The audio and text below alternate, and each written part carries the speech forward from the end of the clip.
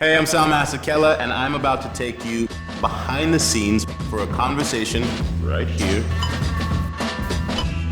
with Emily Anderson. For me, being part of that content creation industry is so exciting. And I also feel there's a huge responsibility to do it well. And David Drogan. We're not there to take dictation. We're not there to give the client what they want. We're there to give the client what they need. We're going to talk about the pros and cons of digital versus television. We're going to talk YouTube. Come, sit with us. Hi. Welcome. Hello. Have you guys met yet? We have. You guys just crossed your legs at exactly the same time. We planned rehearsed it. that, yeah. That's all Beautiful. we've got. The first question is a question that people ask all the time. What is the difference between digital and the television space? TV is like an indie track or a Formula One track. You know what I mean? It's predetermined. You can still put a piece of shit on it, or you can put a high performance thing on it, but it's kind of set.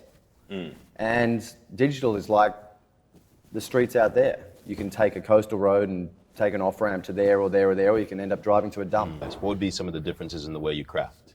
Context is a word that I always think is underutilized in our industry. Everyone's so obsessed with the content, basically the storytelling, right? And then people became obsessed with the canvas. What canvas is it? Is it going to be on television, or is it going to be online, or is it going to... No one ever talks about the context. Like, what's the context in which this is going to be consumed? But it's funny because, and it comes down to a lot to creatives, there's so much that you don't know and you can't control. I just made a piece when it had some really deep rumbling sounds in of oceans crashing, and in the edit suite they sounded amazing. Everyone was there clapping, your sound design's fantastic.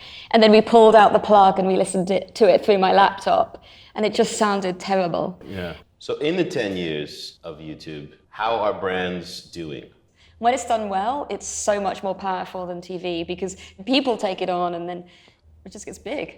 One of the biggest killers in our industry is clients just going, oh, I want to do something that goes viral. I don't even know what the hell that means. Do you know what I mean? They just, I want double rainbow. Yeah. I want, Can you exactly, do that that's for what I me? mean. They're Can you like, give me double rainbow. and then some people suddenly think, oh my God, okay, to make it viral, it has to be crazy, or I have to do something that's blow up the moon, and they're not thinking what the strategy is. I mean, I guess brands should look to other brands that have found success and kind of their tone of voice. Obviously, whatever you guys make, you want to succeed. But do you ever find yourselves rather surprised by the type of things that really hit?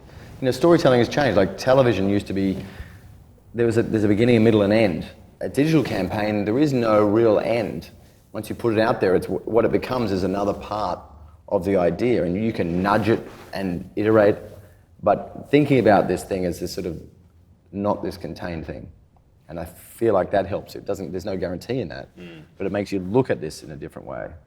I think it's so flabbergasting that some brands will put content on YouTube and then switch comments off. That I think is so weird. Isn't that like real life?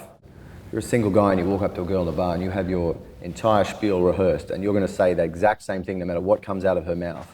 Or you're going to react to what she says and change tact, and it's not going to change fundamentally who you are as a person and what your belief system is and the character, but the sort of the nuances of reacting to the person in front of you.